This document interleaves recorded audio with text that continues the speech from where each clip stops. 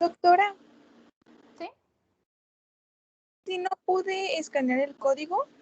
Ok, voy a pasar lista de los que hagan falta. Aguirre Vargas. Presente, doctora.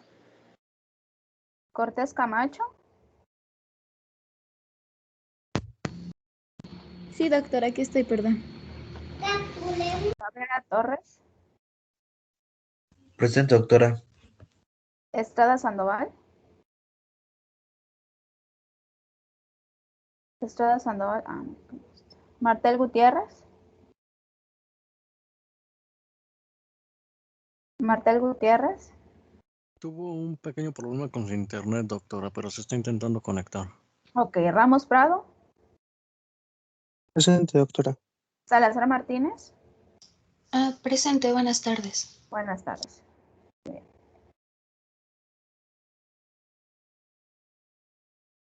Bueno, vamos a empezar a hacer un repaso entonces. Vamos a ver pues rápidamente los temas que ya hemos visto. Si hay alguna duda, pues ya me dicen.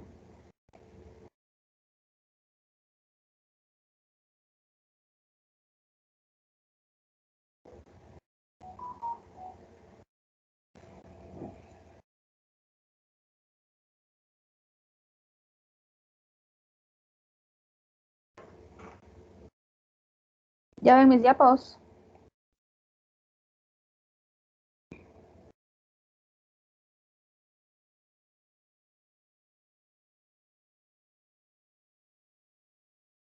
Sí, doctora. Ok, bueno. Sí. En Sí, cuanto a doctora, ya embriología, se ven. ok, vamos a ver los puntos importantes que deben de saber, ¿sale? Prácticamente en embriología urogenital, más que nada es sí saber los procesos, pero específicamente tiempos y estructuras. En el caso del desarrollo urogenital, saber que va a provenir del mesodermo intermedio, pero específicamente a través del mesénquima. El mesénquima pues va a ser el responsable de la formación de los riñones, genitales internos y sus conductos. Y también del mesénquima va a desencadenar la cresta urogenital, que a su vez va a dividirse en cordón nefrogénico y en cresta gonadal, El primero va a dar origen al sistema urinario y el segundo al sistema genital. En el caso de los genes que van a participar en estos, pues nada más se los puse porque es importante saberlo. Sin embargo, pues no, para cuestiones de examen, pues no lo voy a preguntar, ¿vale? Saber que los riñones van a provenir en un principio, se van a dividir en tres, en pronefros, en mesonefros y en metanefros. Las semanas, el pronefros va a comenzar en la cuarta semana, pero va a ser transitorio, muy corto. Entonces, al final de la cuarta semana ya va a haber desaparecido y va a estar constituido ya el mesonefros. Y el metanefros va a aparecer en la quinta semana, que va a ser el riñón ya propiamente. Bueno, el pronefros, comienzo de la cuarta semana, como les dije, va a desaparecer al final también de la misma semana. Es rudimentario y carece de función y va a estar formada principalmente por nefrotomas, que son pequeñas estructuras. Estas van a discurrir caudalmente y van a terminar en la cloaca, que más tarde va a formar parte de los genitales externos. Y aunque el pronefros va a desaparecer, los conductos que se constituyen hasta esta etapa pues van a permanecer y van a ser utilizados en la siguiente etapa. El mesonefros aparece al final de la cuarta semana. Esos son los riñones provisionales y solo van a estar en función aproximadamente 4 semanas hasta que el riñón final se va a constituir y va a tener ya su función. Y también en esta etapa pues van a constituirse como tal los conductos mesonéfricos. ¿Alguien se acuerda los conductos mesonéfricos de qué más adelante van a formar? Los uréteres, ¿no? No precisamente. ¿Se acuerdan cuando veíamos genitales? Ahorita lo vamos a ver, genitales, veíamos que qué genitales se constituyen del conducto paramesonéfrico y cuáles del mesonéfrico. Eran los conductos espermáticos, ¿no? Los conductos mesonéfricos hasta esta etapa se van a constituir y van a formar parte de los genitales masculinos. ¿Vale? Lo mismo, aunque el mesonefros propiamente se va a degradar, por decirlo así, los conductos van a permanecer y más adelante van a formar, pues, los genitales, pues, masculinos, ¿no? Y aquí está, forman parte de los conductos diferentes en el hombre, eso también es importante. Y cuándo aparecen, cuándo desaparecen, esas fechas también. En cuanto al metanefros, pues saber que van a ser los riñones permanentes. Hasta en esa etapa va a estar ubicada a nivel caudal, pero pues sufren un descenso, ¿no? Hasta llegar a su posición final.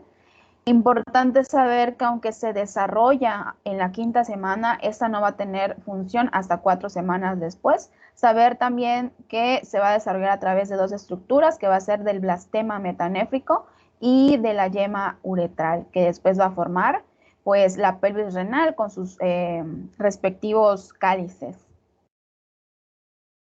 En cuanto a los sistemas colectores, saber que se forma a partir de la yema uretral. Esta propiamente va a formar la pelvis y el pedículo de esta yema va a terminar formando el uréter. Recordar también que esta va a tener una división craneocaudal que va a formar a los cálices mayores y que también la yema uretral va a sufrir un proceso de diferenciación y ramificación y este proceso va a desencadenar la formación de los túbulos colectores.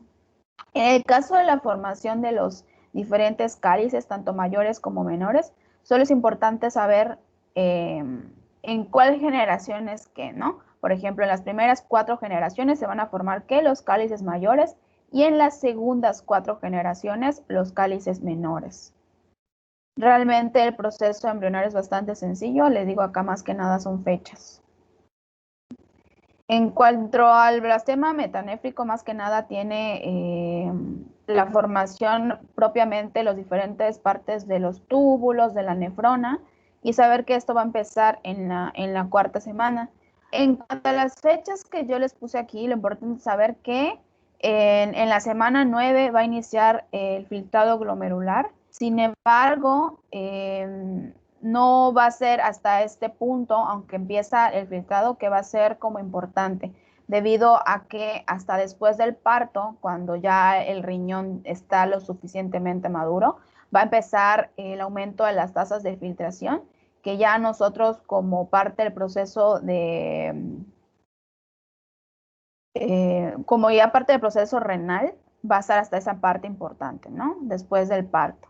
En que a partir de la semana 10 y entre la semana 10 y 18 van a empezar a aumentar los glomérulos, pero va a ser hasta la semana 32 donde van a alcanzar su número máximo. Y importante también que en la semana 12 el riñón va a empezar a ser funcional. Y aquí también les puse que la ramificación de la diurema uretral va a depender de la inducción del blastema metanéfrico y la diferenciación de las nefronas de la inducción de los túbulos colectores. Eso también es importante.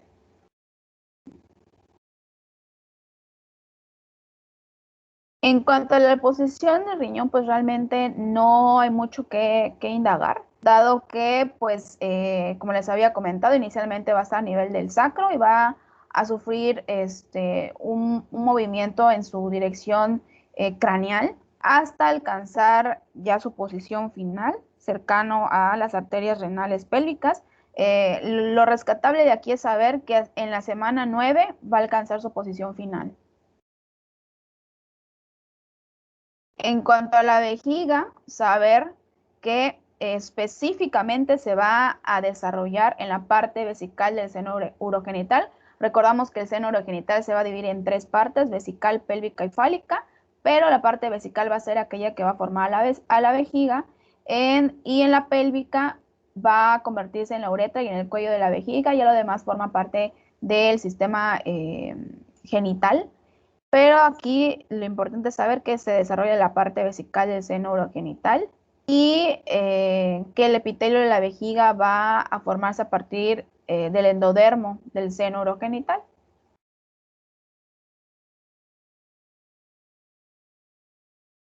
Eso es solo el movimiento de la formación de la vejiga, que decíamos que va a estar cerca primero del alantoides, después el alantoides va a sufrir un proceso de degeneración y va a formar el uraco, que en una etapa más tardía va a formar el ligamento umbilical. En el caso de esta diapo, lo importante es saber que el extremo caudal de los conductos mesonéfricos van a formar a los conductos eyaculadores en el niño, no así en la niña, porque los conductos mesonéfricos, como habíamos visto, van a formar parte del sistema genital masculino, y en el caso de las niñas, pues de las mujeres se degenera y ya no forma nada más.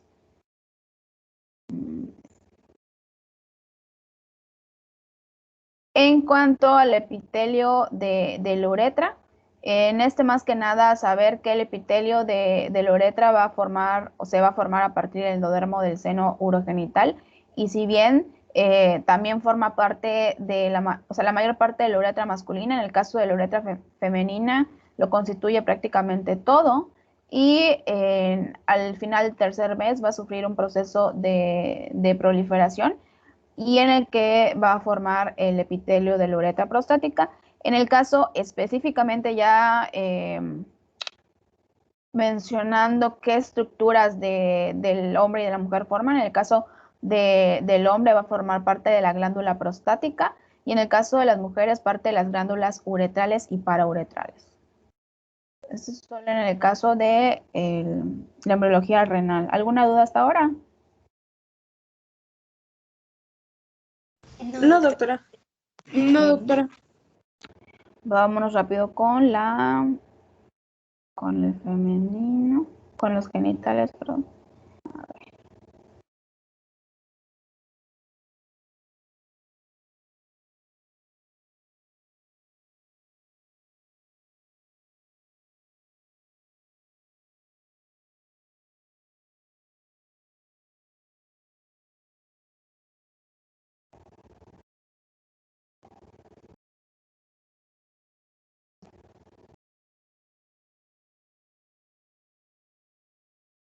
¿Ya ven mi pantalla?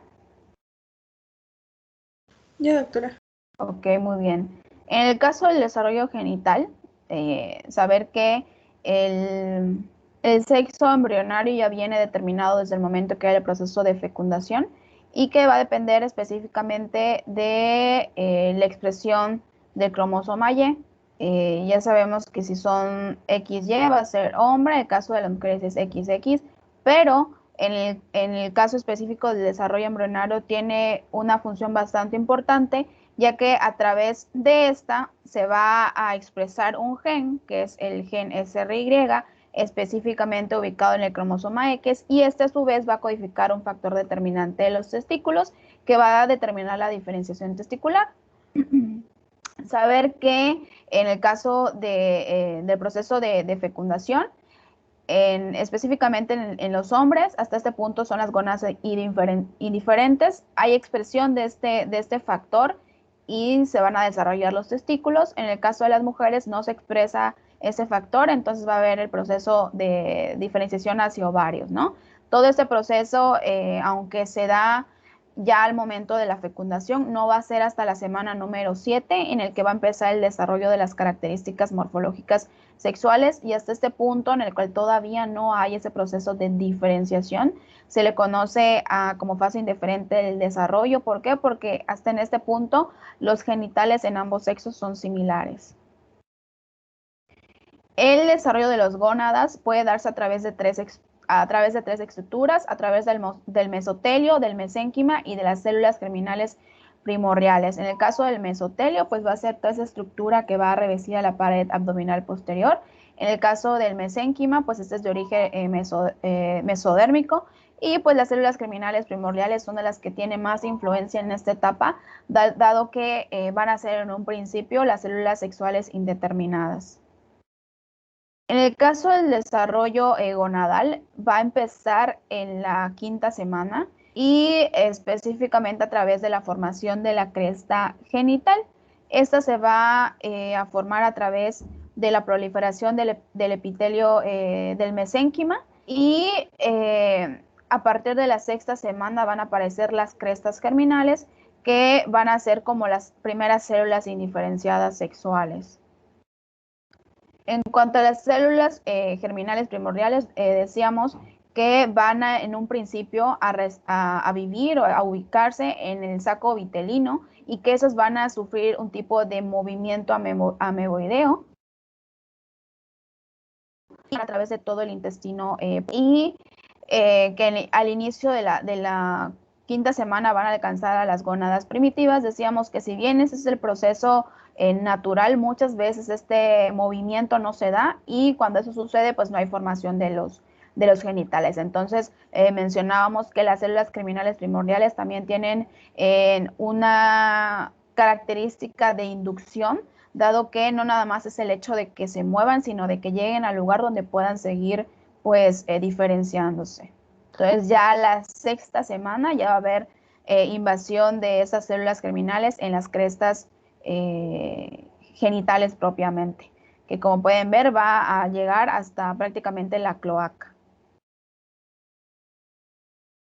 Y también mencionábamos que antes de que lleguen a su etapa final las células germinales primitivas, también se van a formar unos cordones sexuales primitivos, a través de ¿qué? Del epitelio corporal que va a estar proliferando.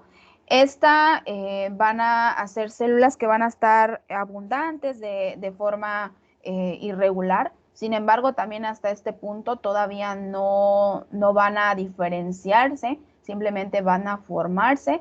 Y decíamos que si bien aquí no se han diferenciado, seguimos en la etapa de gónadas indiferenciadas, pero ya van a estar constituidos dos partes muy importantes, que va a ser la corteza en una región externa y la médula interna. En el caso de las mujeres, esta corteza se va a diferenciar en la formación del ovario, y la médula va a sufrir un proceso de regresión. No así en el caso de los hombres, en el cual la médula se va a diferenciar en el testículo, y en este caso la estructura que va a evolucionar pues va a ser la corteza. Mencionábamos también que en este caso todos los cordones sexuales pues van a sufrir un proceso de proliferación, como podemos observar aquí, y estos van a formar en una etapa más tardía los cordones testiculares. Y también que se van a formar como que unas pequeñas estructuras muy cortitas que van a diferenciarse más tarde en la red testicular. Y también aquí se va a formar pues la túnica albuginea, que como bien sabemos va a ser todo ese epitelio que va a cubrir al testículo, que va a cubrir a toda la red testicular. Y hasta el cuarto mes la red testicular van a tomar su característica, su configuración final, que es la configuración en herradura. Sin embargo, también saber cuáles células hasta este mes ya están constituidas, que en el caso es muy importante van a ser de las células de Sertolini. ¿Alguien recuerda qué función tenían las células de Sertolini?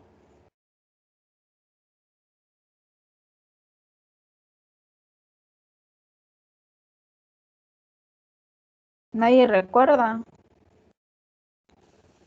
Doctora, ¿me escucha? ¿Sí? Ah, ok.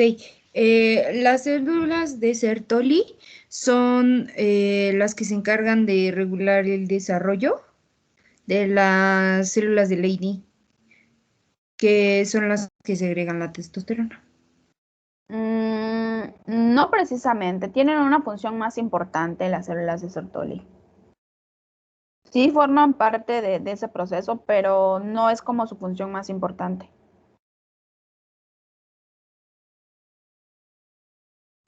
¿Tiene que ver con las espermatogonias? Ajá, sí, sí. Sí, las células de Sertoli sí se encargan de regular el desarrollo temprano de las células de Leydig, y las células de Leydig pues van a ser las células que van a segregar a la testosterona. Pero van a también tener una participación importante en el desarrollo de las espermatogonias en el testículo. A ver, de aquí. No, aquí solo es parte del proceso, ¿no? Que comentábamos que el testículo va a seguir aumentando del tamaño y que va a perder la parte del mesonefros, dado que pues el mesonefros desde este punto ya se va a ver degenerado. Entonces va a quedar colgándose suspendido a través de su propio mesenterio, que va a ser el mesotelio. Y también nos menciona que aquí pues los cordones seminíferos ya van a empezar a diferenciarse, aquí ya está diferenciado, y que estas estructuras se van a transformar tanto en los túbulos seminíferos, en túbulos rectos y en la red testicular. A ver. Esta semana 8, las células de Leydig comienzan a segregar hormonas, específicamente la testosterona y la androstenediona, que van a ser aquellas hormonas que van a inducir la diferenciación de los conductos mesonéfricos en los genitales externos. Y si bien en la semana 8 ya va a empezar la producción de estas hormonas, va a ser entre la semana 8 y 12, en la cual van a alcanzar sus concentraciones máximas. Y mencionábamos que si bien hasta esa etapa también ya va a estar constituido los túbulos seminíferos, nos menciona que va a ser hasta la pubertad donde van a mostrar su luz. ¿Eso qué quiere decir? Que van a empezar a ser funcionales. También nos mencionaban algo muy importante, que va a ser la producción de la sustancia inhibidora mulleriana a través de las células de Sertolini. Y también que esas células van a ser aquellas que van a formar parte del epitelio seminífero, pero son las que más van a abundar. En cuanto a los ovarios, a diferencia del caso del hombre, veíamos que los cordones sexuales aquí proliferaban. En el caso de las mujeres decíamos que no. Aquí van a sufrir un proceso de degeneración, perdón, pero después van a constituir una segunda fila o una segunda red de cordones corticales. ¿Y a través de qué? Pues del epitelio, van a proliferar al epitelio, y en la séptima semana ya van a estar formados esos cordones corticales. y esos cordones pues corticales van a seguir proliferando y hasta rodear al ovogonio. La importancia de este cordón cortical va a tenerla más adelante, dado que va a formar parte del folículo primario, dado que van a seguir diferenciándose hasta formarlo, ¿no? Y el folículo primario está constituido por un ovogonio y las células foliculares, que digamos que va a ser como un folículo intermedio, dado que el primero va a ser un folículo primordial, en el que vamos a encontrar un ovocito en su centro, una única capa, perdón, de epitelio plano, y aquí en un folículo primario pues ya va a estar conformado de la zona pelúcida y más adelante pues un folículo en crecimiento, ¿no? Pero pues eso no lo vamos a ver tanto aquí, eso es más como de gineco. Solo saber que van a ser a través de los cordones corticales que van a formarse. En el caso de los conductos genitales, en este caso, pues es de los conductos paramesonéfricos, también llamados conductos de Müller. En cuanto a su ubicación, no vamos a hablar mucho, más bien no vamos a ahondar mucho, solo pues mencionar, ¿no?, que cranealmente se va a abrir a través de la cavidad abdominal y caudalmente se va a desplazar primero en dirección lateral y luego va a atravesar ventralmente el conducto mesonéfrico para después crecer en dirección caudomedial. Saber que hasta en este punto pues van a estar separados, pero va a llegar un punto en el cual van a confluir y esto va a ser cuando se forme la cavidad uterina y esta a su vez va a colindar con el tubérculo paramesonéfrico.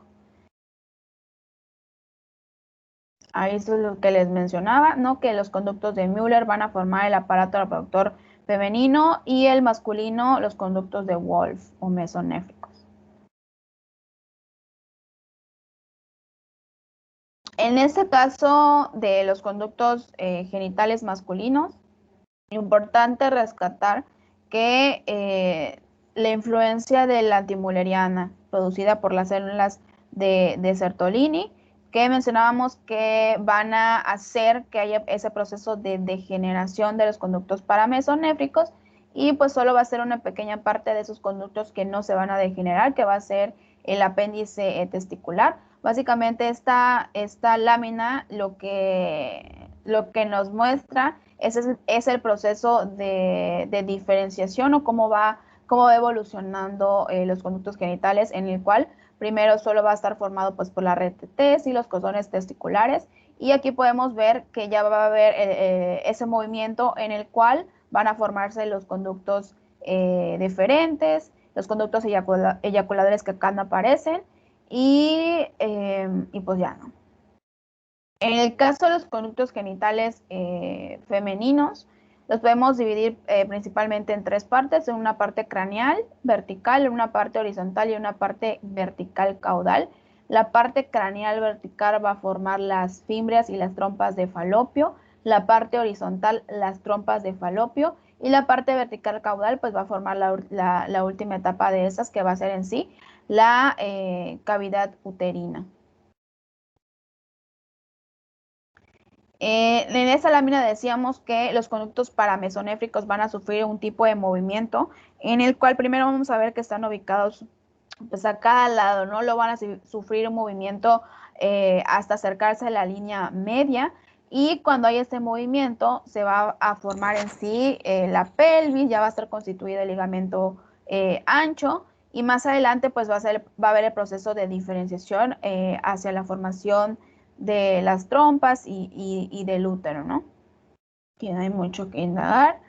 En el caso de los genitales externos, decíamos que las estructuras que van a formar los pliegues cloacales van a ser las células del mesénquima, que van a sufrir un proceso de migración. Esto va a ser hacia la tercera semana.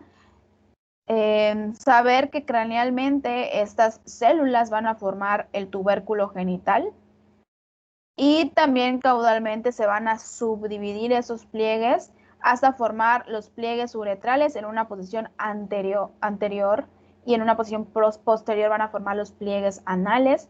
Hasta este punto, este tubérculo no va a estar diferenciado, Lo que sí es importante saber que aunque en esta etapa, alrededor de las 4 semanas, ya va a haber el proceso de formación del tubérculo, no va a ser indistinguible.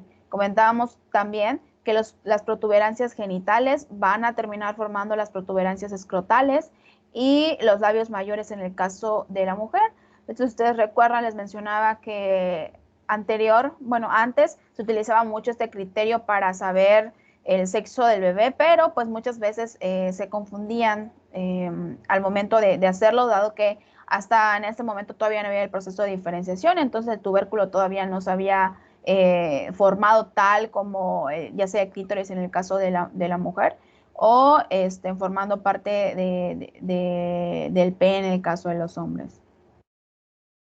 En cuanto a los genitales externos masculinos, este se va a empezar a constituir a partir de la 7ª semana, en el cual ese tubérculo va a sufrir un proceso de alargamiento hacia adelante. Hasta en este momento, este tubérculo va a llamarse falo. Sin embargo, también podemos observar que está formado por un surco uretral y un pliegue uretral. En este caso, pues va a estar formado igual por epitelio, pero este epitelio no va a cubrir toda la parte craneal, y esa parte que no se cubre, pues va a formar el glande, ¿no? Al final del 3er mes, estos pliegues uretrales van a cerrarse para formar la placa uretral, y esta a su vez pues va a formar a la uretra peniana, que viene representado aquí, ¿no? En este caso, importante saber qué hormonas van a participar en la formación o diferenciación de los genitales externos masculinos. En este caso serían el andrógeno, ¿no? Y si yo les preguntara cuál es la característica principal de la formación de los genitales externos, ustedes tienen que saber que va a ser el alargamiento del tubérculo genital. Esta va a ser la parte más característica, dado que si bien en el caso de las mujeres también hay un proceso de alargamiento, este va a ser mínimo, y en el caso del hombre no, y eso pues va a constituir pues el genital externo más característico en ellos.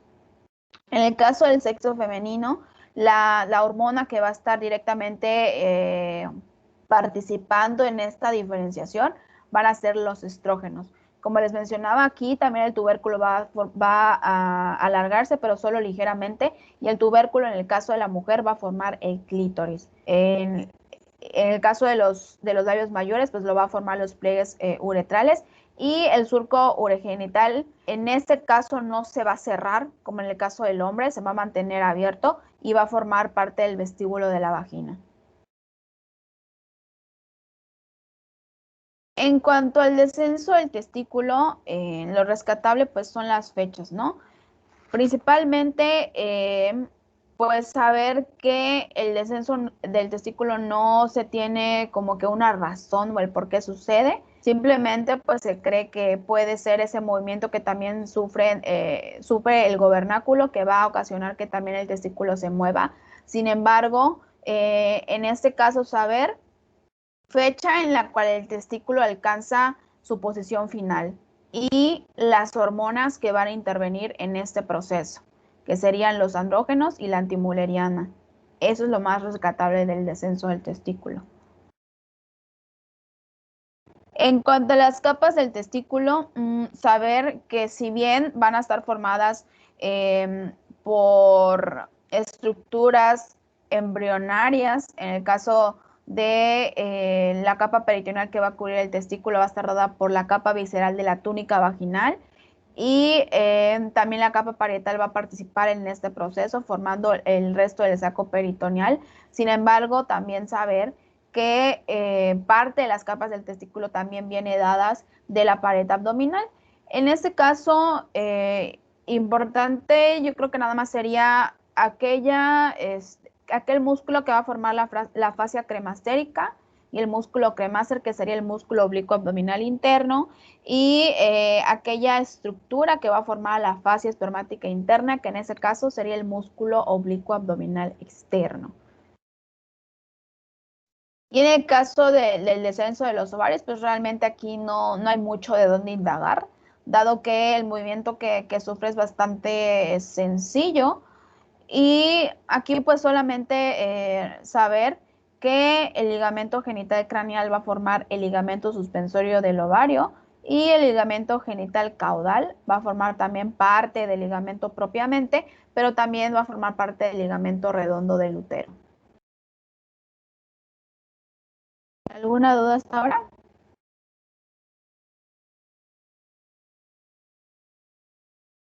No, doctora. A ver, nos vamos.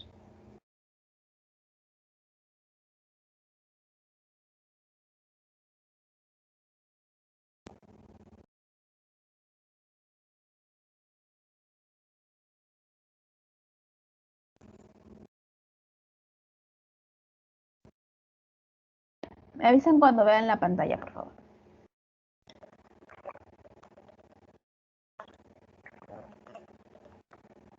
Ya se ve, doctora. Ya se ve. Muy bien. En el caso de la fisiología renal, a ver, de aquí son temas muy extensos, muy extensos. Voy a tratar de nada más sacarlo pues de las diapos, pero también ustedes tienen que leer, ¿sale? No les voy a preguntar nada del otro mundo. Voy a tratar de que sea algo, o sea, me interesa mucho que ustedes entiendan todo este proceso. No les voy a preguntar así como en embrio, ¿no? Que son fechas específicas, no les voy a preguntar cantidades, números, sino procesos. Entonces, lo que yo necesito que ustedes entiendan. En el caso de... A ver... En este caso, sí, por ejemplo, no les voy a preguntar cuál es el ingreso total del agua, dado que, pues, como les había mencionado, aproximadamente son 2.300 mililitros al día, pero sabemos que esto va a depender de muchas cosas. Pero sí, ¿cuáles son las dos fuentes principales de ingestión diaria de agua? Que serían en sí los líquidos ingeridos y a través del metabolismo. ¿Cuál de ellos nos aporta 200 mililitros por día aproximadamente? Pues el metabolismo. En el caso de la pérdida diaria de agua, mencionábamos que va a darse a través de varios mecanismos. Uno de ellos a través de la evaporación pulmonar y difusión de la piel, que básicamente pues esto nos habla de la respiración, ¿no? La respiración y pues en sí la difusión de la piel propiamente, que mencionábamos que esta es una pérdida insensible de agua. ¿Alguien se recuerda a qué se refería esto de pérdida insensible? Que son pérdidas que ¿Qué? ocurren todo el día, pero que nosotros no sentimos, como la evaporación del agua por la piel. Sí, diríamos que es pérdida insensible porque realmente es algo que nosotros no podemos controlar. El simple hecho de existir, literalmente, estamos nosotros perdiendo agua y de hecho separa esta parte de la difusión de la piel con el sudor, porque decíamos que aunque se da también el proceso de sudor a través de la difusión de la piel, mencionábamos que el sudor va a estar, podemos nosotros controlar el sudor, ¿no? Pero normalmente se pierde entre 100 mililitros por día. Sin embargo, hasta en climas cálidos o cuando se hace ejercicio intenso, puede llegar esto a aumentar muchísimo. Mismo sucede con la orina, en el cual aproximadamente van a perderse 0.5 litros por día. Sin embargo, en aquellos pacientes que tienen algún problema en el cual está específicamente relacionada con esto, hablábamos de la diabetes insípida, en el cual pues el paciente va a perder mucha agua, aproximadamente hasta 20 litros por día, entonces en este caso también es variable. Factor que casi no se modifica es en las heces, en el cual aproximadamente son 100 mililitros por día, aunque mencionábamos también que en aquellos pacientes que tienen diarreas intensas también pueden llegar a perder muchísima agua a través de la S, entonces en este caso pues es importante pues tratar de mejorar ese aspecto para que el paciente no se deshidrate. Y decíamos que en esta cuestión de la pérdida diaria de agua es bastante importante, dado que pues no solo se van a perder agua, sino también se pierden electrolitos muy importantes que también pueden generar un desequilibrio electrolítico y por ende afectar la homeostasis corporal. En el caso de los compartimentos del líquido corporal, recordar que se divide principalmente en tres: en el líquido extracelular, en el líquido intracelular y en el líquido transcelular. El caso del líquido extracelular, a su vez, se va a dividir en dos: en líquido intersticial y plasma. En el caso del líquido transcelular, digamos que es como que una tercera, un tercer grupo, dado que a través de otras estructuras también está constituido pues por líquido. Específicamente, el líquido transcelular está formado por el líquido sinovial, por el peritoneal, por el líquido pericárdico y por el líquido cefalorraquídeo, y es aproximadamente va a constituir de 1 a 2 litros. En el caso del agua corporal, pues no es como tan importante, solo saber que va a ser en el lactante recién nacido, el que va a estar constituido prácticamente por agua, hasta en un 75%, y mencionábamos que en un hombre hasta en un 60% y una mujer en un 50%. ¿Alguien recuerda por qué la mujer tiene menos agua que el hombre? Porque suele acumular más grasa. Así es. La mujer suele acumular más grasa que el hombre, entonces de manera natural nosotros pues tenemos más grasa que agua. Esto va cambiando también en el hombre conforme va aumentando la edad, dado que se va perdiendo, ellos también van a empezar a acumular grasa, no tanto como nosotros, ¿no? Pero conforme pasa el tiempo y aumenta la edad, pues también la composición corporal de agua va a disminuir. En el caso de esta diapo, a ver, importante saber que el compartimiento de líquido intracelular va a constituir alrededor del 40% del peso corporal de una persona media, en el cual aproximadamente el 28 al 42 litros de líquido corporal pues va a formar las células, ¿no? En el caso del compartimiento de líquido extracelular, constituye aproximadamente el 20% del peso corporal. Y como habíamos mencionado, el líquido extracelular podemos dividir en dos: en intersticial y en plasma. En este caso, el líquido intersticial va a formar prácticamente todo el compartimiento extracelular, dado que 3/4 de este compartimento va a estar formado por el líquido intersticial y solo una cuarta parte va a estar formada por plasma. En el caso del volumen sanguíneo, solo que el 7% del peso corporal lo constituye, en el cual aproximadamente el 60% es plasma y eritrocitos aproximadamente el 40%. Pero nada más prácticamente saber los porcentajes de cuánto constituye el compartimento intracelular, cuánto el compartimento extracelular y el volumen sanguíneo. En cuanto a la composición iónica del plasma, lo divide principalmente en líquido extracelular y líquido intracelular. Y aquí prácticamente nos habla sobre qué constituyentes forman parte de cada uno. En el caso del líquido extracelular, por sus características, va a concentrar grandes cantidades de iones como sodio, cloro y un poco de bicarbonato, pero solo pocas cantidades de potasio, calcio, magnesio, fósforo y ácidos orgánicos, y que el líquido extracelular va a estar regulada principalmente por los riñones. En el caso del líquido intracelular es prácticamente todo lo contrario, dado que aquí va a albergar grandes cantidades de potasio, fosfato, un poco de magnesio y muchas proteínas, y solo pequeñas cantidades de sodio, cloro y prácticamente nada de calcio. Bueno, eso es todo hasta ahora. ¿Hay alguna duda? Vamos a ver la otra parte. De acá realmente no creo preguntarles mucho, ¿eh? O sea, de que grandes cantidades de qué, no creo. Lo que sí, que yo creo que la mayor diferencia entre ambos, pues, ¿qué sería? Pues que en el líquido extracelular va a concentrarse la mayor parte de proteínas en el plasma.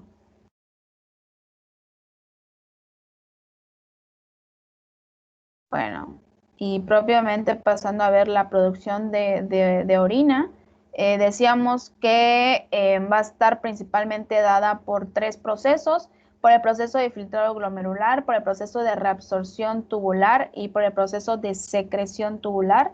En el caso caso, pues este va a ser el primer paso para la producción de orina y esta va a ser la parte en que la mayor parte propiamente de los solutos y del agua pues van a atravesar los capilares glomerulares. Aquí en ese proceso, pues como bien dice su nombre, se van a filtrar e ingresar en la cápsula de Bowman para posteriormente sufrir los diferentes procesos propiamente en las diferentes partes de la nefrona. En el caso de la reabsorción tubular, aquí cerca del 99% del agua y los diversos solutos pues se van a filtrar. Solo el 1% de ellos va a regresar pues hacia la orina, ¿no? Va a regresar. Y les puse acá la definición de reabsorción, que es el regreso de las sustancias a la corriente sanguínea. En el caso de la secreción tubular, pues van a ser aquellas sustancias que no se reabsorbieron y que van a vaciarse pues hacia la sangre para después ser eliminadas a través del orine. Prácticamente pues serían todas las sustancias de desecho, aquellos fármacos que también sufren ese proceso de eliminación o de metabolismo a través del riñón, pues son aquellas que van a sufrir ese proceso de secreción. Hasta aquí. Bueno, en el caso del filtrado glomerular, es líquido que va a ingresar en el espacio capsular y la fracción de filtración pues va a ser aquella fracción del plasma que va a atravesar las arteriolas aferentes de los riñones y que más adelante se va a transformar en el filtrado. Y esto lo he mencionado mucho, lo hemos visto mucho, que más del 99% del filtrado va a regresar a la corriente sanguínea por el proceso de reabsorción y solo el 1% se va a excretar como orina. En el caso del hombre nos mencionaba que el volumen diario de filtrado glomerular es aproximadamente 180 litros por día y en el caso de la mujer 150 litros por día. Pues ese es un adulto medio, ¿no? En el caso de la membrana de filtración, mencionábamos que por sus características nos va a permitir filtrar agua y solutos pequeños, pero nos va a impedir que se filtren a través de ellos la mayor parte de las proteínas del plasma, también células sanguíneas y plaquetas, y en sí la membrana de filtración, o más bien todo ese proceso de sustancia que se filtra va a tener principalmente 3 barreras que atravesar, que sería la célula endotelial glomerular, la lámina basal y la hendidura de filtración, que pues en sí constituyen parte de la barrera de filtración. Y aquí, a ver, solo sería pues la función que tienen los poros de las fenestraciones, que sería evitar la filtración de las células de la sangre. ¿Por qué? Porque como les había mencionado, son células bastante grandes, pero pues permite que pasen otras componentes del plasma. En cuanto a la lámina basal, pues va a estar formada por colágeno, proteoglucanos, pero lo importante aquí es saber la función que tiene, que en ese caso pues va a prevenir la filtración de las proteínas más grandes, aquellas proteínas que van a tener carga negativa. En el caso de la hendidura de filtración, pues va a estar formada principalmente por los pegicelos y los espacios que están pues entre ellos, ¿no? Y la función que va a tener esta hendidura es impedir la filtración de las proteínas de tamaño intermedio.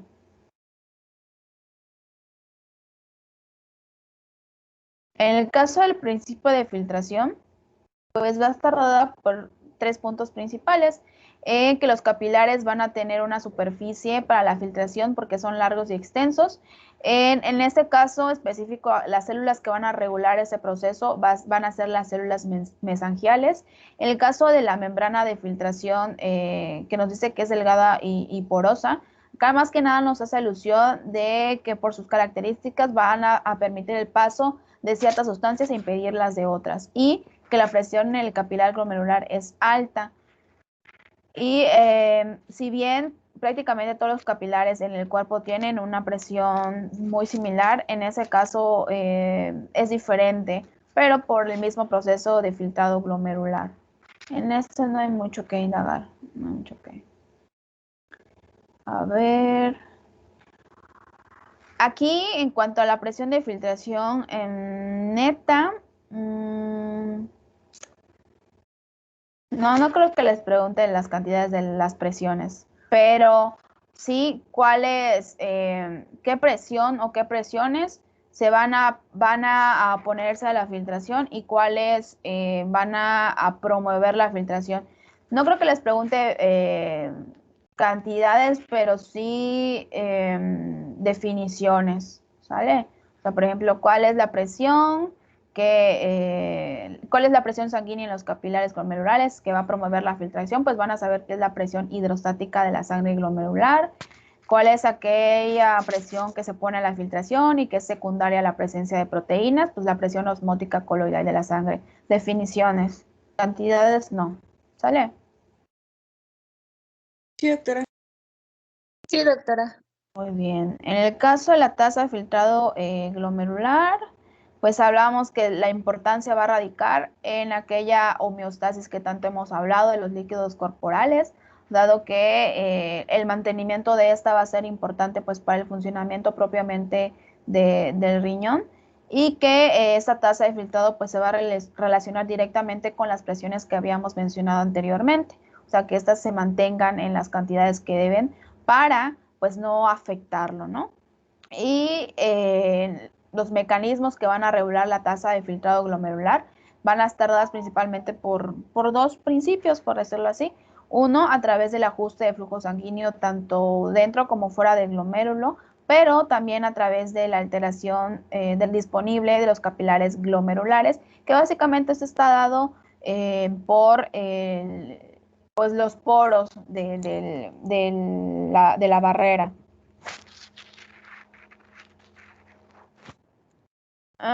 Y los mecanismos de control. Hablábamos que hay un mecanismo de autorregulación renal, que básicamente nos habla de cómo el riñón por sí solo va a tratar de modular la tasa de filtrado glomerular. Decíamos que puede ser a través de dos mecanismos, puede ser el mecanismo miogénico y el mecanismo de retroalimentación túbulo glomerular.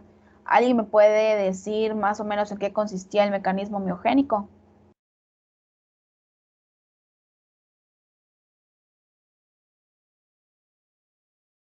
Habla sobre la contracción muscular, ¿no, doctora?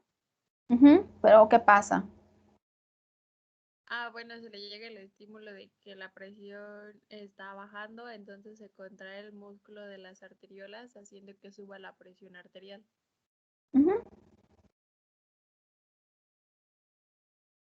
Sí, en el caso de la retroalimentación túbulo-glomerular.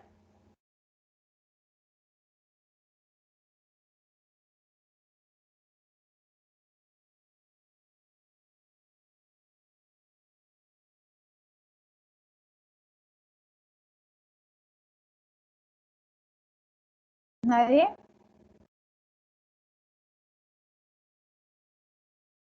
En el caso de la retroalimentación túbulo-glomerular, básicamente va a estar dada por la participación del sodio y cloro. Esas, pues como sabemos, van a formar parte de la mácula densa y lo que va a suceder aquí es que cuando hay una elevación de la presión arterial, pues va a haber un aporte mucho mayor de sodio y cloro. Y también esto va a desencadenar que haya una disminución de la liberación de dióxido nítrico en el aparato yuxtaglomerular. Entonces, si esto sucede, lo que va a ocasionar es que haya una mayor constricción de las arteriolas aferentes, lo que va a causar, pues también, ¿no? Parte de que haya un aumento también, pues, de la presión. Pero prácticamente el mecanismo, o más bien el fin es el mismo, simplemente son aquellas sustancias, en este caso, que participan. O sea, si yo les preguntara en cuál mecanismo de control de la tasa de filtrado glomerular tiene participación, no sé, las fibras musculares lisas, pues sabrían que es el mecanismo miogénico, pero si yo les preguntara cuál mecanismo sucede cuando hay una disminución de la liberación de dióxido nítrico en el aparato yuxtaglomerular, pues ustedes van a saber qué es la retroalimentación túbulo-glomerular.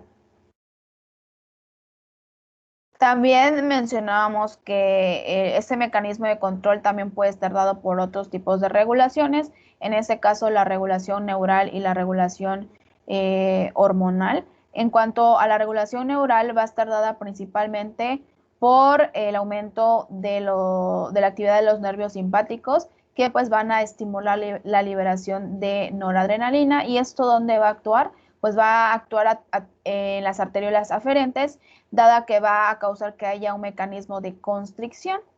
Y si hay un mecanismo de constricción, lo que va a pasar es que ya no va a haber, no va a fluir tanto filtrado. Entonces, ¿qué va a pasar? Pues va a disminuir la tasa de filtrado glomerular. En el caso de la regulación hormonal, van a participar, denme 2 minutitos, voy a checar, no tardo. Bueno.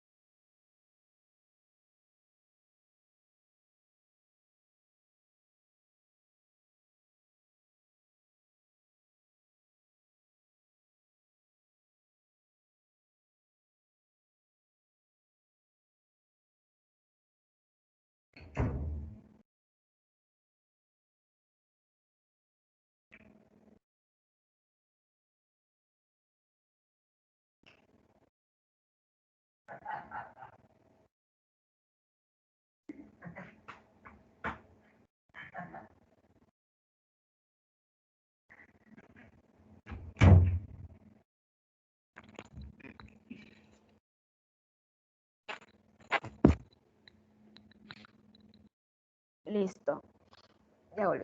Bueno, en el caso de la regulación hormonal va a estar dada principalmente por la angiotensina 2, que lo que va a suceder aquí es que la disminución del volumen sanguíneo va a estimular la producción de angiotensina 2, que habíamos visto que esta va a tener un efecto constrictivo y va a actuar principalmente en las arteriolas aferente y eferente, y el mecanismo es el mismo. O sea, hay un proceso de constricción, pues no va a haber tanto filtrado pues que pasar, entonces la tasa de filtrado va a disminuir. Caso contrario, en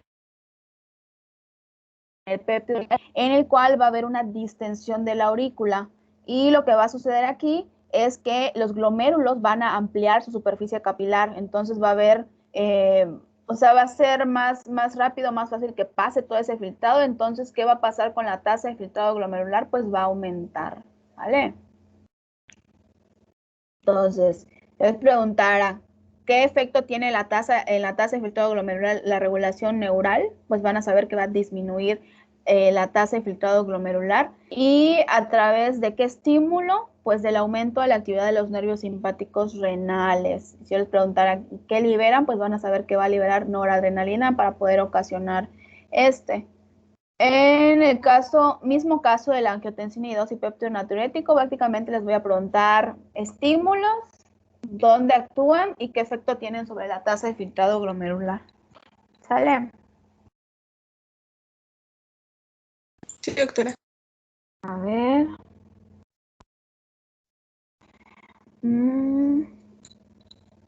A ver, aquí. Bueno, esos son los mecanismos básicos del riñón. En este caso, pues hablamos un poquito más sobre la reabsorción y la secreción, no tanto del filtrado, pero sí de estos dos mecanismos importantes, dado que básicamente a través de ellos va a modularse la tasa de filtrado glomerular. Mencionábamos que la reabsorción, como definición, va a ser el retorno de la mayor parte del agua y de solutos hacia la corriente sanguínea. ¿Y quiénes van a participar en todo este proceso? Pues las células epiteliales del túbulo renal y del túbulo colector. Muy importante, pues las células del túbulo contorneado proximal. Aquí sí es importante saber qué sustancias o qué solutos se reabsorben. En este caso, los solutos que se reabsorben van a ser glucosa, ciertos aminoácidos, la urea y los iones. ¿Qué iones se van a reabsorber a través de estas células? Potasio, cloro, calcio, bicarbonato y también el fosfato. ¿Y qué pasa acá? Que una vez que el líquido ya atravesó todo el túbulo contenido proximal, en las células de estos sitios o de los sitios más distales que van a regular los procesos de reabsorción, van a buscar siempre mantener el equilibrio tanto del agua como de ciertos iones. Nuevamente les menciono que el 99% del agua que se filtra se va a reabsorber.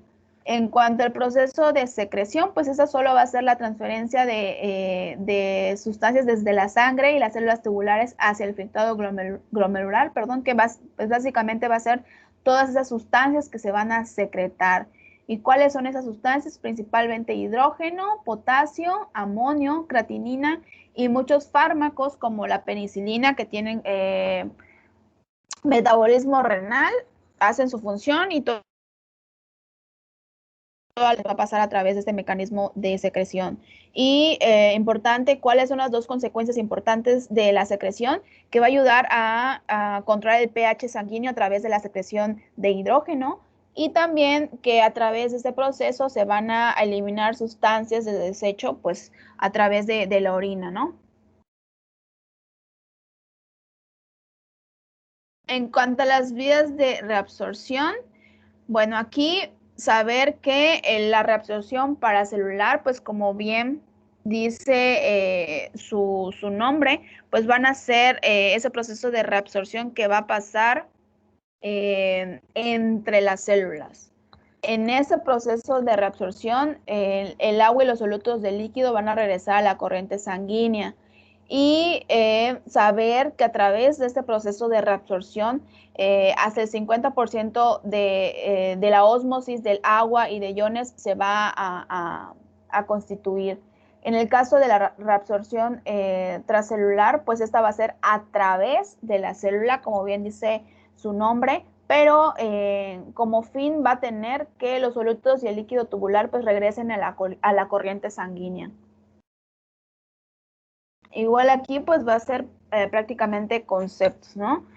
En cuanto a los puntos importantes, a ver.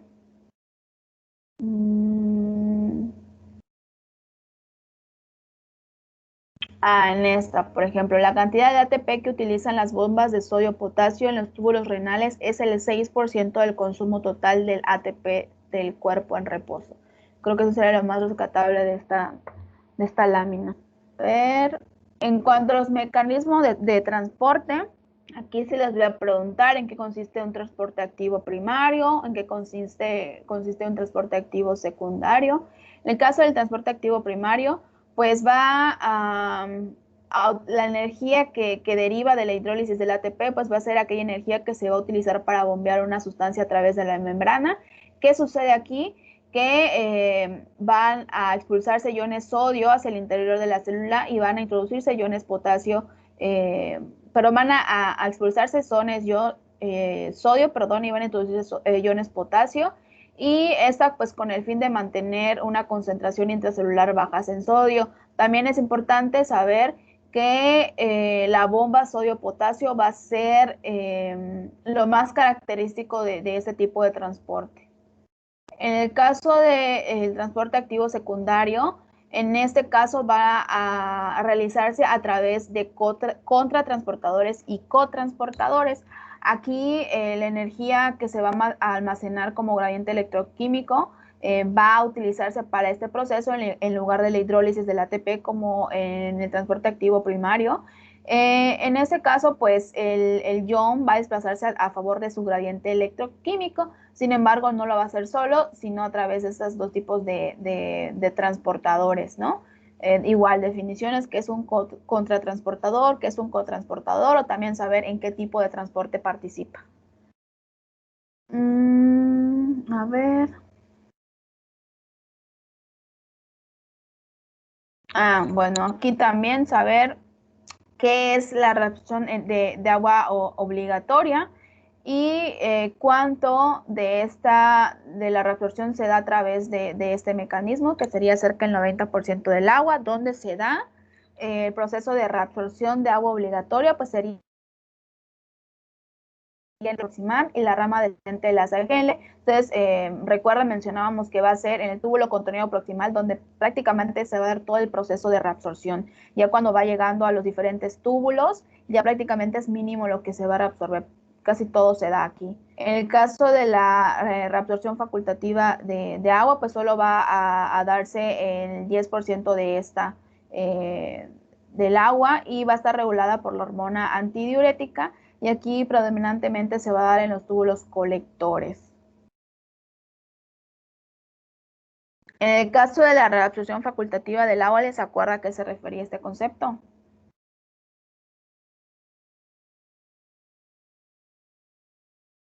¿Cómo lo puede repetir, doctora? ¿Alguien recuerda a qué se refiere la reabsorción facultativa de agua?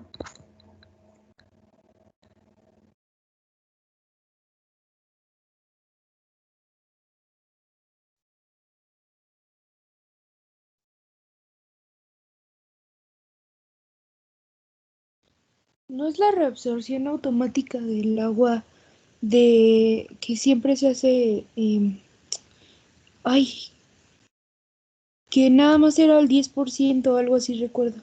Ajá, o sea, representa el 10%, pero en el caso de la reabsorción facultativa de agua, bueno, en el caso de la reabsorción obligatoria de agua, es aquella que se da a través de los diferentes transportes activos, de los contratransportadores, cotransportadores. El caso de la reabsorción facultativa del agua es como que ese pequeño filtrado que se va a dar a través como que de la adaptación del agua, es decir, si se está dando ese proceso de reabsorción y el agua encuentra algún un contratransportador ahí, lo va a utilizar para poder reabsorberse. No tiene específicamente como algún transporte el cual lo haga, sino que dependiendo de lo que encuentre, por decirlo ahí, se va a adaptar a este sistema y se va a reabsorber. Por eso solo es muy poquito lo que se hace a través de este mecanismo. Pero esto, ¿cuándo va a suceder? Cuando hay presencia de la hormona antidiurética, cuando lo regula. Si no, va a darse a través de la reabsorción obligatoria de agua. Bueno, y aquí pues ya hablando de los túbulos donde se va dando todo eso, como les mencionaba, prácticamente todo se va a dar a través del túbulo contorneado distal. Aquí se va a reabsorber cerca del 65% del agua filtrada.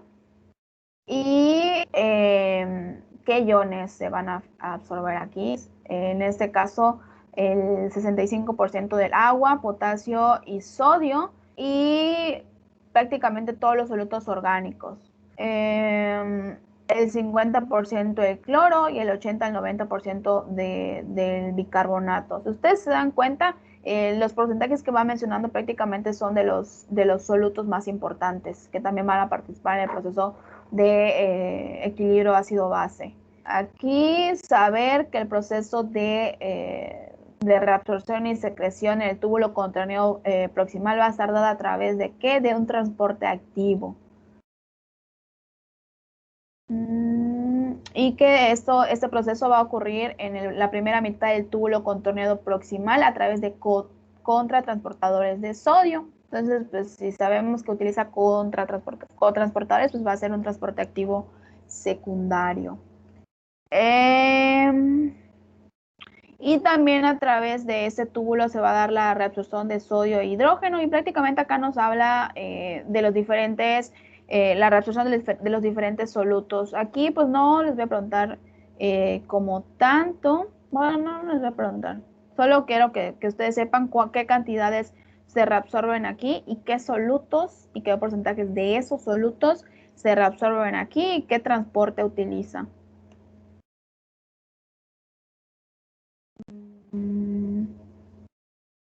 Ok, doctora. A ver, aquí también se da la reabsorción pasiva de otros solutos, esto en la segunda mitad del túbulo contorneado distal. En este caso, saber qué sustancia participa también en el proceso de reabsorción, y en este caso sería la aquaporina 1. Dado que no todos van a tener como el gradiente para poder pasar a través de un transporte transcelular o paracelular, sino también utilizan otro tipo de mecanismos. En este caso, pues son sustancias que van a ser permeables al agua, pero lo van a hacer a través de la aquaporina 1. Entonces, por ejemplo, si yo les preguntara que cuál otro tipo de mecanismo se da o utiliza la reabsorción de cloro, sodio y calcio y magnesio, pero reabsorción pasiva, pues van a saber que va a ser a través de la aquaporina 1. ¿Y dónde se va a dar todo este proceso? Pues en la segunda mitad del túbulo contorneado proximal.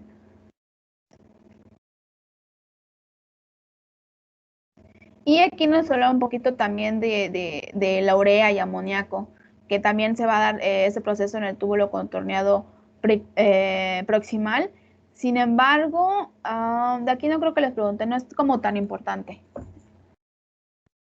En cuanto al asa de Henle, pues en este caso, pues solo va a ser un 15% que se va a reabsorber aquí, pero específicamente ¿dónde? En el asa descendente.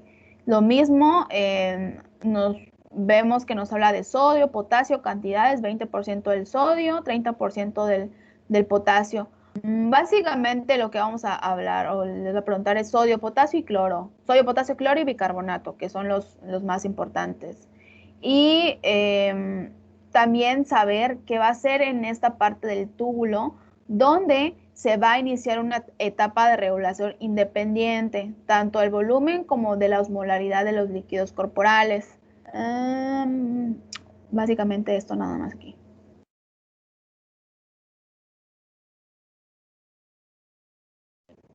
En la porción inicial del túbulo contorneado distal, también acá se va a dar un proceso de reabsorción, sin embargo igual va a ser mínimo. Aquí el agua filtrada va a ser alrededor del 10 al 15%, en el caso del sodio el 5% y del cloro también el 5% también.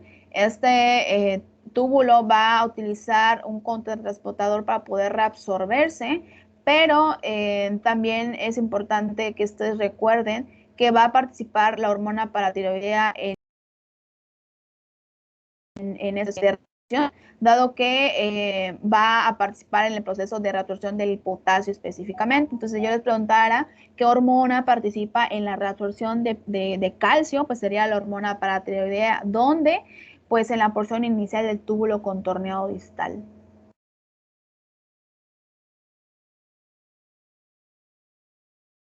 Ok.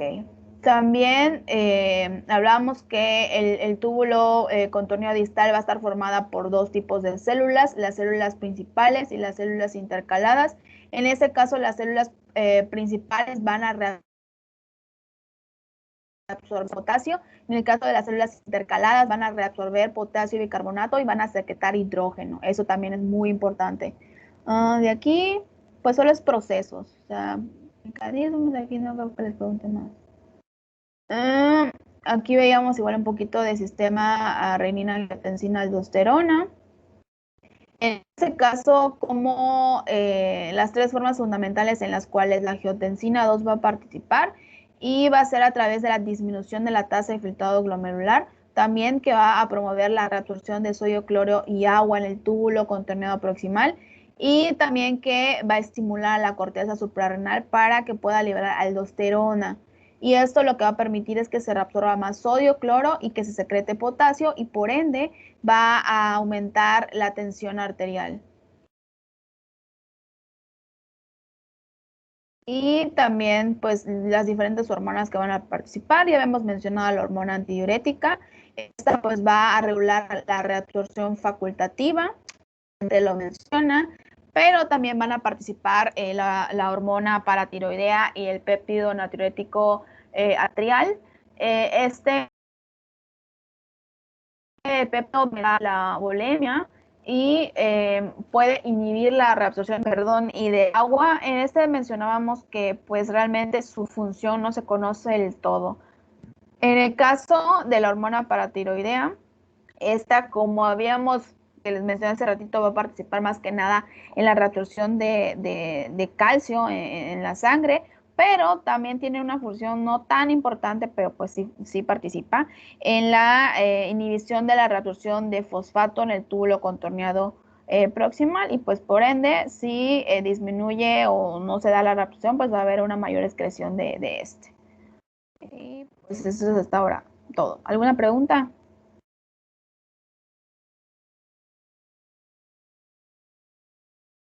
Todo bien, doctora. A ver, vamos con regulación ácido base. A ver.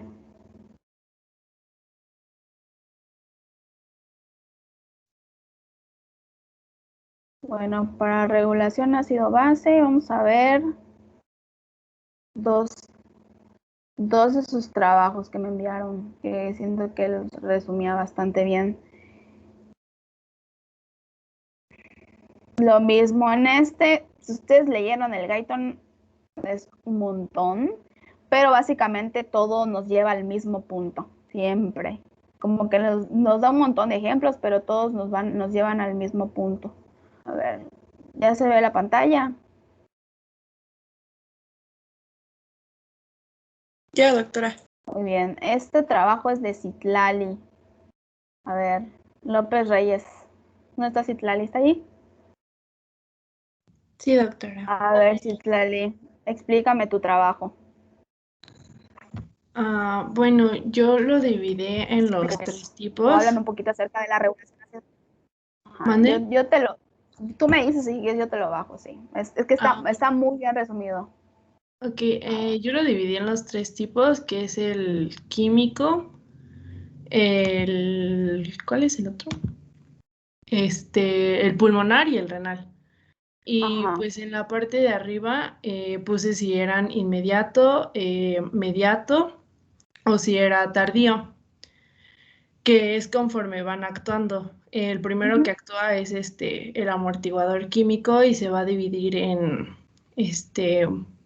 HCO3, fosfato y proteínas.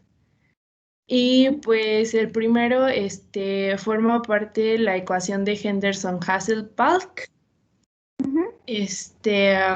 Y menciona que si hay aumento de HCO3, se va a elevar el pH, que sería alcalosis, y pues si disminuye la presión de CO2, va a disminuir el pH, que es la acidosis.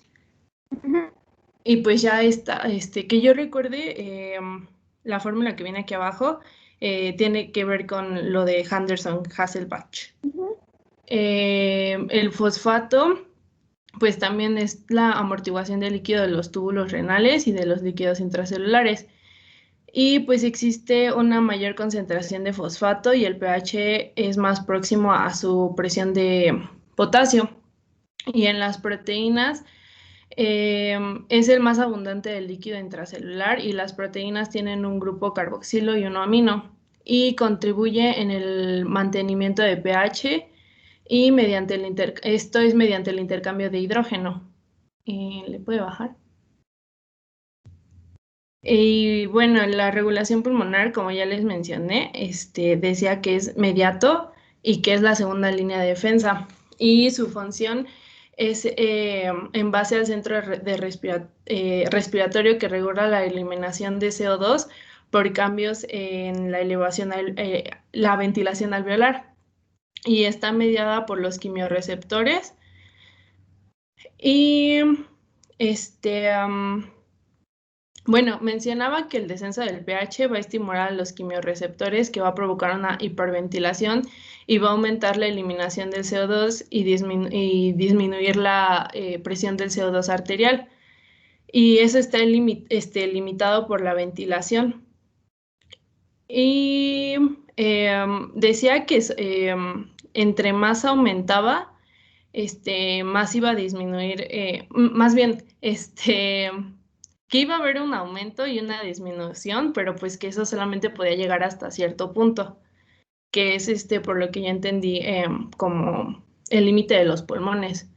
Y el aumento de pH va a inhibir los quimiorreceptores, que va a provocar un descenso rápido de la ventilación, una reducción de la eliminación del CO2 y por tanto una elevación de la presión del CO2 arterial. Y eso es menos eficaz, ya que disminuye la presión del oxígeno.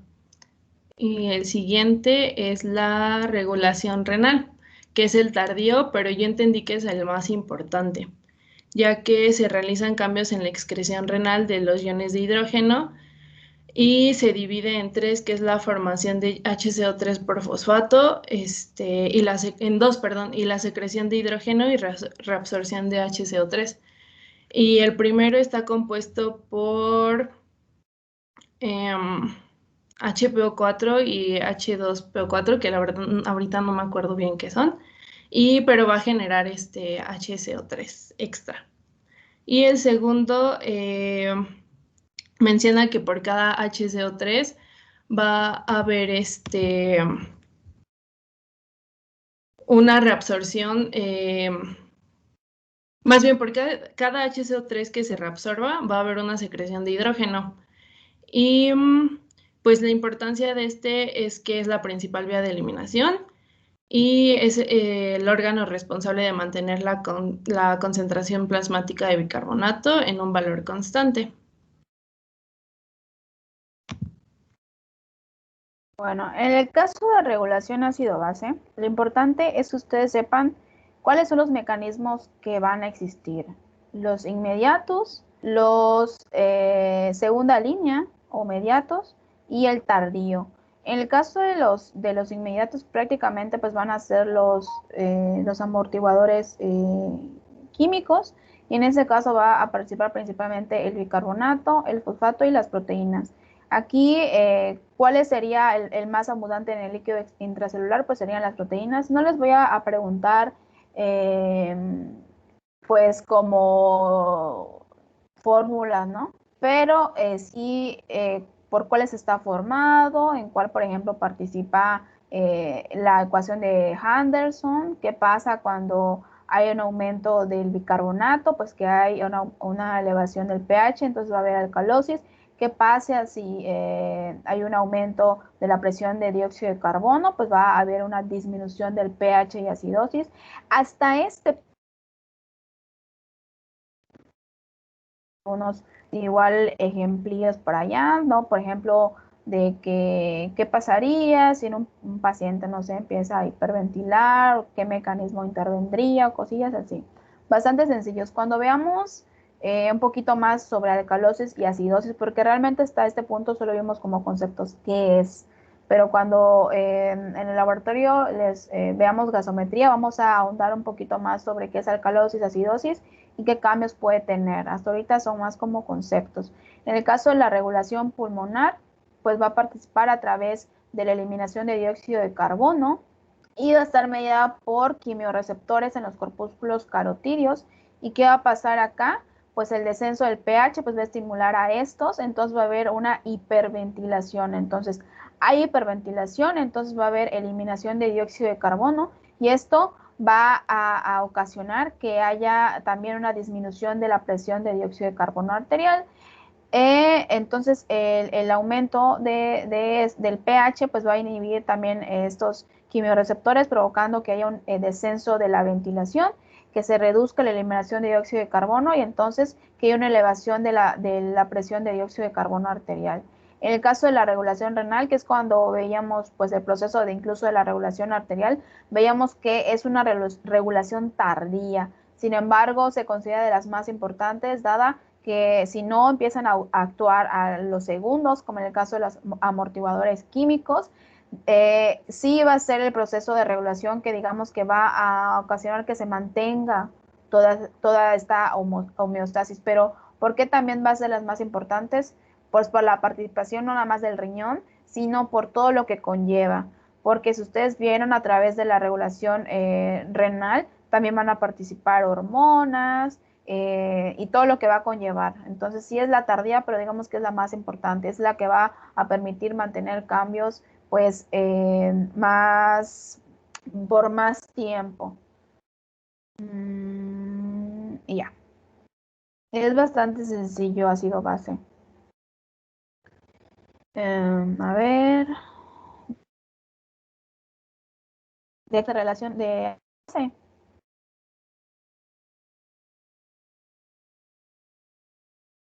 ¿Cómo, doctora? ¿Alguna duda que tengan en relación a ácido base? No, ninguna.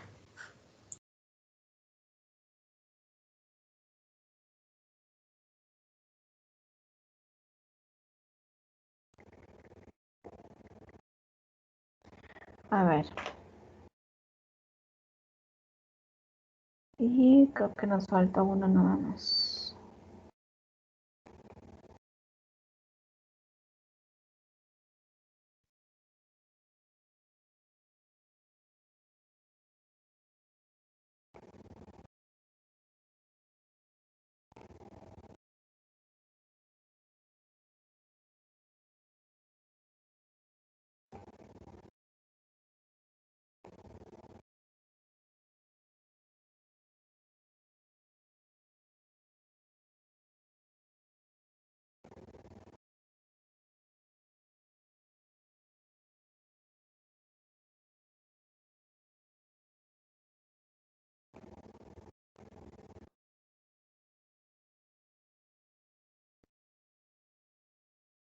¿Ya se ve mi pantalla?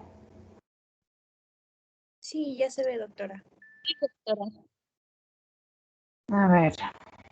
En cuanto a la regulación de la presión arterial, mencionábamos que va a regularse a través de dos vías, a largo plazo y a corto plazo. En el caso de a largo plazo, bueno, a corto plazo va a participar el sistema nervioso simpático a través de los efectos sobre la resistencia vascular, capacitancia y capacidad de la bomba cardíaca, pero específicamente hablando pues de lo que nos compete, hablábamos que el control renal de la presión arterial pues va a ser un control a largo plazo y pues esta básicamente tiene que ver con la homeostasis del volumen del líquido en el organismo, que va a estar dada por todo el líquido que entra y todo el líquido que se elimina. Hablábamos de cómo va a actuar esto. Decíamos que que un volumen de sangre que aumenta, si la capacidad vascular no está alterada, lo que va a ocasionar es que la presión arterial aumente. Entonces, como mecanismo para regular esta presión que aumentó, pues los riñones van a excretar el exceso de volumen, con lo que va a normalizarse la TA. Mencionamos que en un riñón normal los riñones van a excretar todo el líquido que consideren para que pueda regularizarse este mecanismo. Hablábamos también de dos conceptos bastante importantes, que es el diuresis y natriuresis por presión. Básicamente, pues es lo mismo, solo que en el caso de la diuresis lo que va a eliminarse va a ser el agua y en el caso de la natriuresis lo que se va a eliminar es pues el sodio. Bueno, es aquí. En cuanto a la ganancia por retroalimentación casi infinita, ¿alguien recuerda en qué consistía esto?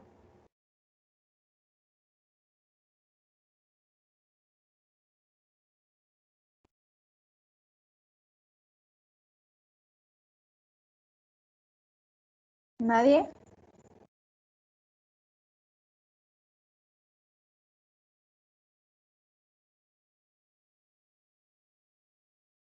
Bueno, decíamos que en el caso de la ganancia por retroalimentación casi infinita, es un mecanismo en el cual se va a eliminar todo el agua y la sal necesaria para que la presión arterial vuelva a su punto de equilibrio.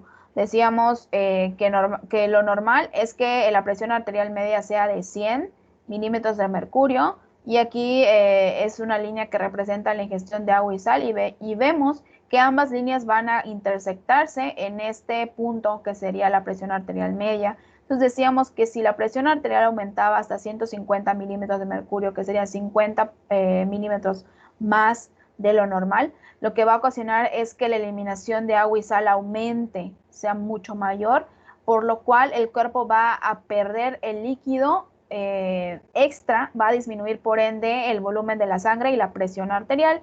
Y decíamos que todo este proceso de balance no va a cesar lo mismo hasta que se pierda todo lo necesario para que la presión arterial regrese a ese punto de equilibrio. En el caso de que la presión disminuyera, por ejemplo 50 milímetros de mercurio, lo que va a ocasionar es que diversos mecanismos van a hacer que la ingesta de agua y sal sea mucho mayor que lo que se elimine. Entonces se ingiere más y se elimina menos, lo que va a pasar es que el volumen va a aumentar y por eso la TA va a volver a su punto de equilibrio. Pero básicamente es eso, decíamos que es el mecanismo en el cual la presión va a buscar siempre ese punto de equilibrio a través del control del líquido renal corporal. En el caso de la presión arterial y los determinantes a largo plazo, a ver, no, aquí no creo que les pregunte mucho, no es tan importante. Aquí, no, aquí tampoco. A ver.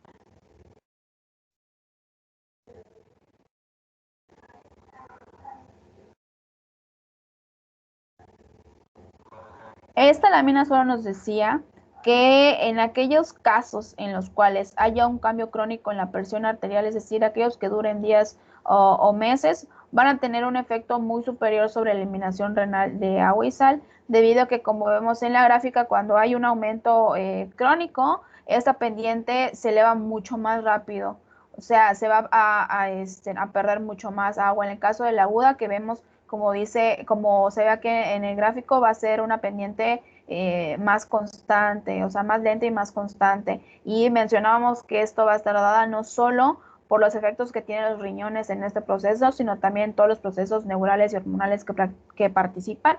Mencionábamos que, como ejemplo, que si la presión arterial aumenta, va a haber una reducción de la actividad de la angiotensina y la aldosterona, y por ende va a haber una elevación de la excreción de agua y sal.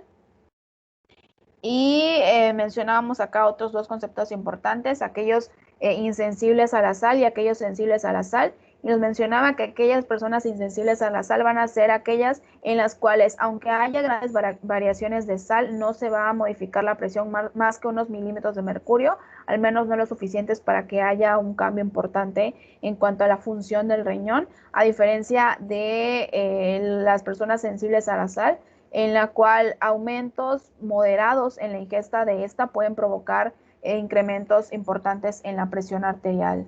Ay. A ver, un poco para que les pregunte. Aquí pues sería el mecanismo o efecto directo que va a tener el gasto cardíaco en el aumento de la presión arterial, y esta va a ser a través del sistema de autorregulación, que prácticamente es similar al que vimos anteriormente. Y acá nos decía que siempre que vaya a haber un exceso del flujo sanguíneo, lo que va a pasar es que ese sistema de autorregulación va a ocasionar que se contraiga la vasculatura. Entonces, en este caso, ¿qué mecanismo de control estaría participando?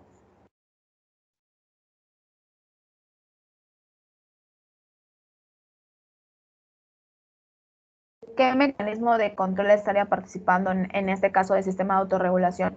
¿Se acuerdan cuando vimos sistemas de autorregulación decíamos que habían dos mecanismos? ¿Cuál participa en este caso?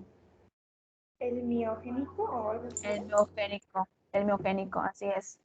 En ese caso va a participar el mecanismo miogénico, entonces contrae la vasculatura, el flujo sanguíneo disminuye y va a tratar de regularse la presión arterial.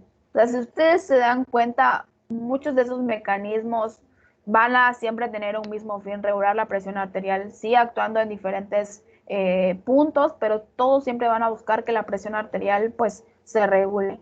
También mencionábamos que la ingesta de sodio también va a participar a largo plazo quizá en el desarrollo de la presión arterial, y esto mencionábamos que si hay un aumento en la ingesta de sodio, también va a aumentar el sodio plasmático. Si aumenta el sodio plasmático, va a haber un aumento de la osmolaridad, y esto va a participar o va a desencadenar dos cosas muy importantes. Uno, que un estímulo en el centro de la sed, por lo cual pues la persona va a ingerir muchas más cantidades de agua, y entonces va a haber aumento del volumen de líquido extracelular.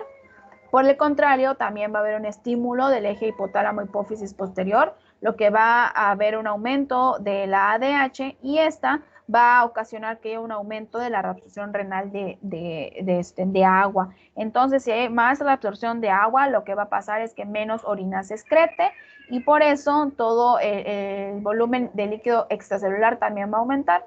Y todo aquello que ocasione que el volumen de líquido extracelular aumente va a ocasionar que haya un aumento de la presión arterial y si esto se mantiene en una etapa posterior va a ocasionar una hipertensión arterial. Entonces decíamos que también el sodio es muy importante, dada que va a dar pie incluso a mecanismos que desarrollen en un paciente pues la presión arterial. Y pues mencionamos que incluso parte del tratamiento de aquellos pacientes hipotensos también va a ser el aumento en la ingesta de sodio para pues regular este mecanismo. Y el sistema renina-angiotensina-aldosterona, que igual eso ya lo habíamos visto. ¿Alguien me podía explicar esta lámina?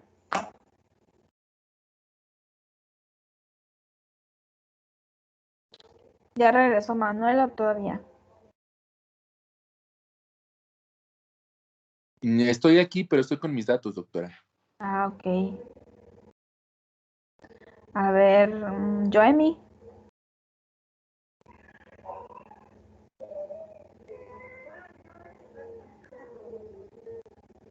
¿Está Joemi por allá?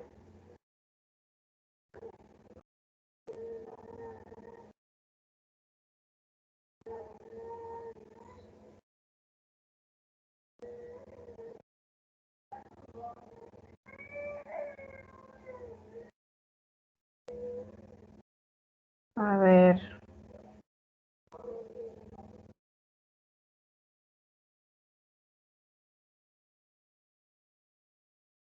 Paulina.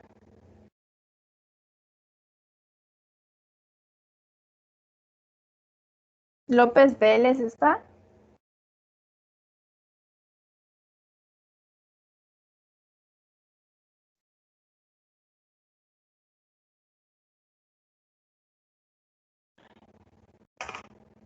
A ver, ¿quién me puede explicar esta lámina o en qué consiste el sistema renina-angiotensina? Es que el que ayuda cuando Sí, la doctora. presión está baja. A ver, permíteme ver quién es, porque no vi, no, a ver. ¿Quién? A ver, Larisa. ¿Quién? A ver, Larisa y Carla. A ver, tú me vas a empezar a explicar hasta dónde se da la formación de la angiotensina 2 y después va a seguir Carla. ¿Sale? Ahorita lo voy a proyectar de nuevo.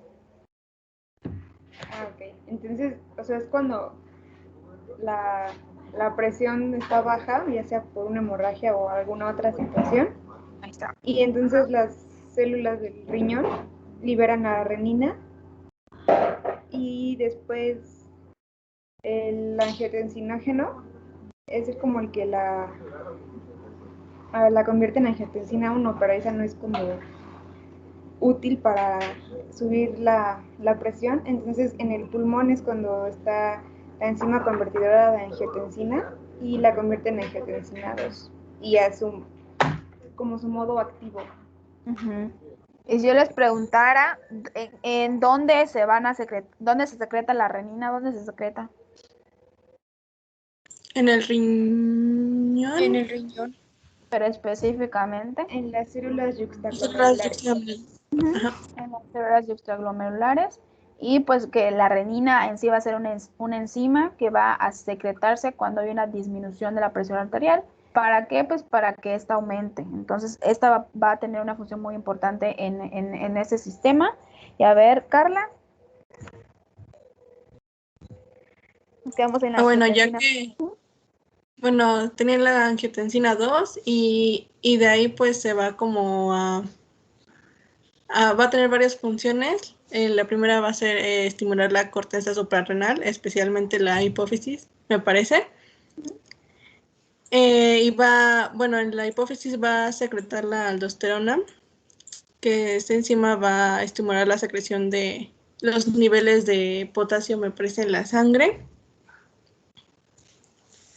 Y pues básicamente va a ayudar a regular el nivel sanguíneo. Y creo que tenía otro mecanismo que era por el riñón, en el que va como a incrementar la secreción de los protones de potasio o algo así en la orina. Y junto con la aldosterona, pues aumentar la reabsorción de el agua y el sodio para que pues se pierda menos de esto, del potasio y del sodio en la orina, o sea, se deja de excretar mucho de eso que va a ayudar a pues, que aumente la presión arterial. Bueno, creo que aumenta el volumen sanguíneo. En sí va a ayudar específicamente a la aldosterona, lo único que ahí no incrementa la reabsorción de potasio, incrementa la secreción de potasio en la orina. Lo que va a aumentar es la reabsorción de sodio y agua, ¿sale? Para que se pierda menos en la orina y pues esto va a ocasionar que pues haya un aumento en el volumen sanguíneo. Entonces, estimula la secreción de potasio y incrementa la reabsorción de sodio y agua. Entonces, si hay un aumento en el volumen sanguíneo, pues va como consecuencia, va a haber un aumento de la presión arterial hasta el valor normal. Eso pues en un riñón funcional, ¿no? Pero básicamente así funciona. Bien. Doctora, ¿Sí? entonces genera, no sé si existe el término, potasuria. Algo me así. escucha? Sí, sí, sí, sí. Sí, Ok, sí, sí, algo así. Así es. Pero ok, específicamente la aldosterona, ¿no? ok, sí. Ujú. Muy bien. Y aquí, bueno, eso no.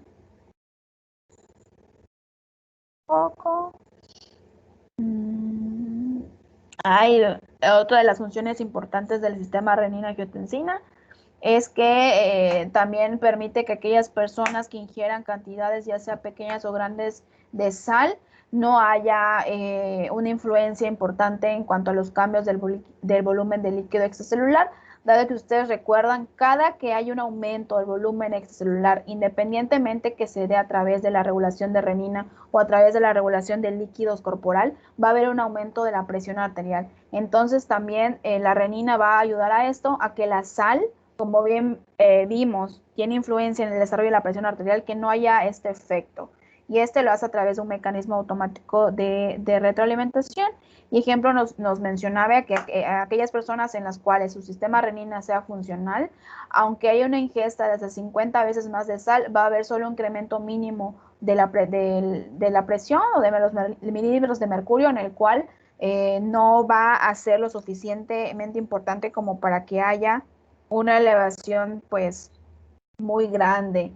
En el caso de aquellos en los cuales el sistema renina esté bloqueado, el mismo aumento de la ingestión de sal puede provocar hasta 10 veces el incremento de la presión arterial por encima de lo normal. Entonces también es otra de las funciones del sistema renina-angiotensina, no solo que como vemos aquí, haya odio o hay hemorragia o deshidratación que haga que haya una disminución del volumen sanguíneo, sino también en aquellos casos en los cuales hay un incremento de sal, ese sistema va a actuar para que no haya un aumento del volumen de líquido extracelular y por lo mismo, pues no hay un aumento de la presión arterial. No, en la versión de Goldbach no les voy a preguntar. No, aquí tampoco. En este caso de regulación de la presión arterial nos vamos a enfocar más en sistema renina-angiotensina, que es prácticamente esto, términos, y un poquito de la regulación del líquido corporal, nada más. Igual términos muy específicos como diuresis, natriuresis, cómo actúa. O sea, a lo mejor les ponga pues hasta eso que me la completen o cosas así. Muy bien. Y ya. Eso sería todo para el examen del jueves. ¿Alguna pregunta?